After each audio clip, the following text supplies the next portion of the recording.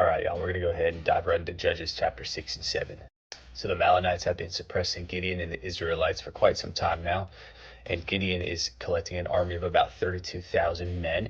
God is actually going to go ahead and reduce that army to about 300, and you'll see why. So a key theme here is having our faith translate directly into God's action.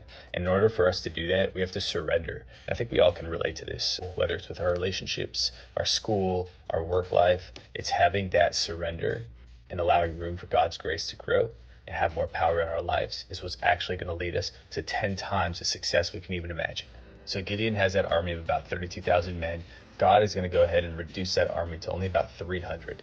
And he does this intentionally to show that it's not the worldly things, it's not the power on earth that's going to go ahead and lead Gideon to success against the Malanites, but it's having trust in God and leaving room for his power, which is actually going to go ahead and lead Gideon to success.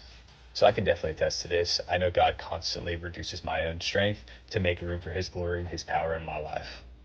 The cool part about this is God actually meets us in our fear, and then he reassures us. So he's not going to meet you when you're feeling secure. He's not going to meet you when you're on your high horse. He's actually going to meet you when you're down and you're doubting yourself.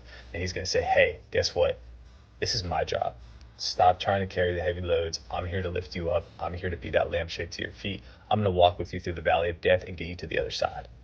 It's that obedience and that trust that's actually going to unlock the breakthrough.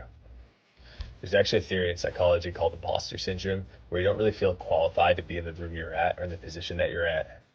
And Gideon's story directly reflects on this. It's having that feeling that you're being called to something bigger than yourself when you actually feel unqualified.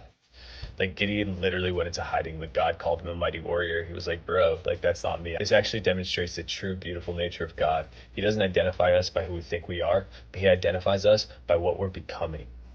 So God didn't wait for Gideon to be confident. He actually worked with his fear and said, hey, I'm going to build you up. And I think that's just a great reminder for us that doubt doesn't disqualify us. It actually can be a part of the growing process and a part of our faith.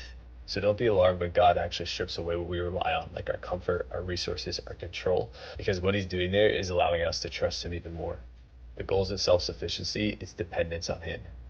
Prime example here is Moses. He was 80 years old when he started his ministry, slow of speech, and he was called by God to lead the Israelites out of Egypt. But again, a reminder that God's going to meet you at your insecurity, not after it. So less control equals more room for him to grow in your life and expand your life into all the things that he's ready for you to be. And it's funny because faith actually feels like moving forward without having that assurance. So God bless you guys. I hope you have a beautiful day. And remember, he's there walking with you at all times. I've got your back. Jesus got your back. I love you. Have a great day.